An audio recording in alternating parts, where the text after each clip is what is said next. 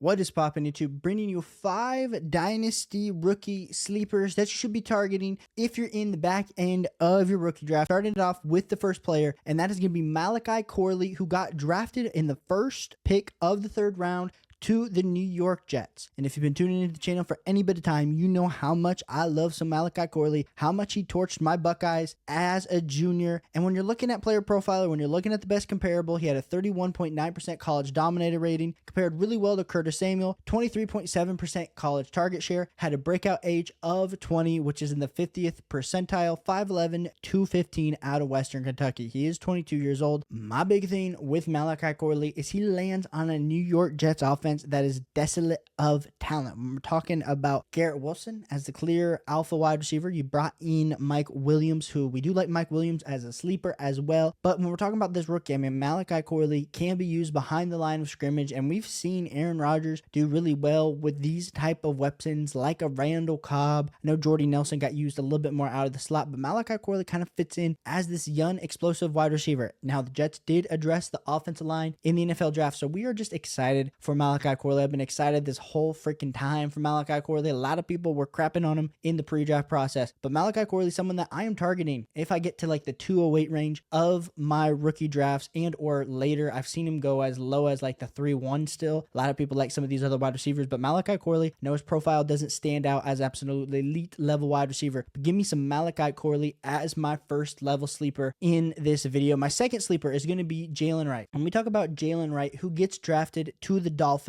and yes, is there already Devon Achane? Is there already Raheem Mostert? Yes, but he did get 4th round draft capital, which isn't the worst for a running back. It's not great. We don't absolutely love it, but he's 5'11", 210. And when we had Danny from the Fantasy Stock Exchange on our channel early on this offseason, we talked about how Jalen Wright, right after the combine with that 4.38 40-yard dash time, was a guy to look out for. Now, he didn't go as high as maybe we thought. We thought maybe he could potentially get into that day 3 zone, but getting into an offense like Mike McDaniel where they absolutely love to run the ball. And we've seen that Raheem Mostert and Devon Achane haven't been maybe the best insurance of health over the last seasons. So for me, I like this pick with Jalen Wright. Yes, kind of targeting him as a sleeper. A lot of people still aren't excited about him, but when we look at his RAS score of a 9.82, I mean, composite speed grade, he's gotten an elite level speed grade. We love to see Raheem. We saw Devon. Both those guys absolutely electric with the ball in their hands. Now you add Jalen Wright, who now he might not be as talented as those guys, but he's just as fast in an offense that is going to be super efficient. Makes me really excited for Jalen Wright. And when I've been seeing him going anywhere between like the 303 to 306 in drafts, I mean, a 3rd round pick, when we were considering that he might be an early 2nd round pick, he just didn't get the draft capital. For me, I really like Jalen Wright as a sleeper. So let me know what you think of Jalen Wright down below. Do you think Jalen Wright is a sleeper to be had in your dynasty rookie drafts? Let me know. My next player that I think you should be targeting as a sleeper in your rookie drafts is going to be Audric Estime, who went to the Denver Broncos in the 5th round. And I hear you.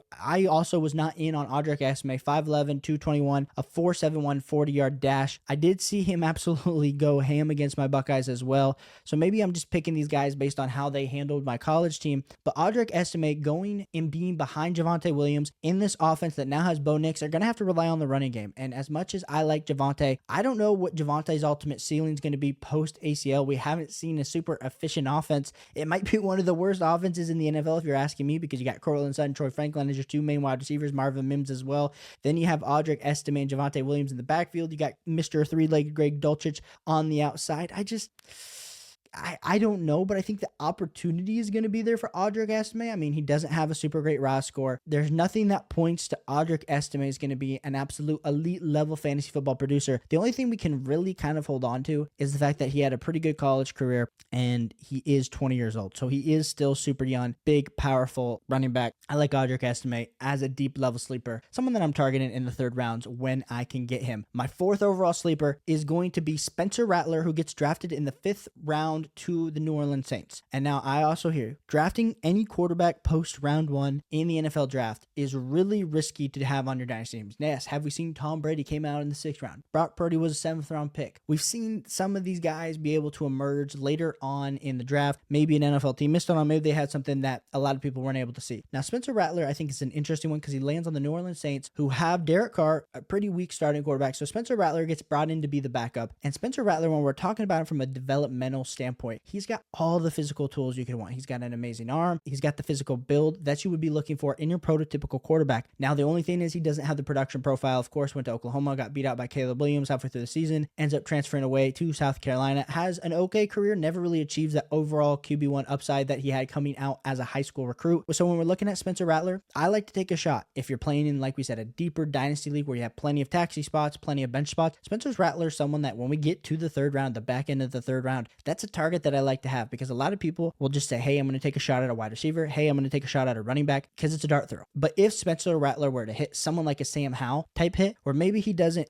actually have any long-term value, but he does get some spot flex starts, you're going to be able to flip Spencer Rattler for like a late second, even maybe potentially a mid-second during the season. So being able to hold a guy like that on the end of your bench is something that I don't always love to do, but with a profile like Spencer Rattler, who I like a lot out of this rookie quarterback class, give me some Spencer Rattler. And the final guy that I think you should be splashing is going to be Ben Sinnott, who got drafted to the Commanders in the second round. So Ben Sinnott, like a lot of people, I've already started to see this. He's already fallen to the third round of some super flex drafts. I just can't get behind it, because a lot of people are still taking Jatavion Sanders in the same range as Ben Sinnott. I understand this is not your most typical type production profile out of a guy like Ben Sinnott. Compares really great to George Kittle. That's who Danny compared him to. Of course, Player Profiler compares him a lot to like a Cole Kmet. 4.68 40-yard dash. He had a 103 75th percentile speed score. He had a 98th percentile burst score, 94th agility score, and a 96% catch radius with a college dominator rating of 22.5%. He did break out at the age of 21. He is 21, so he didn't really have an amazing college production profile. But when we're looking at a guy like this that you're able to get in the back end of your drafts, when we're talking about these tight ends, I'm not saying Ben Sinnott's going to turn into Sam Laporta. I think that's what everyone hopes when they draft one of these young tight ends after what happened last year. But Ben Sinnott's someone that as a sleeper, I think is super relevant, super targeted. If you need some tight end help, I do not think it's the worst thing to do in the world is to draft Ben Sinnott in the middle to late second. I think he's a great sleeper. So let me know what you think of these sleepers down below. Let me know if you've drafted any of them. Let me know any dynasty trades you have. We're trying to put out the best content possible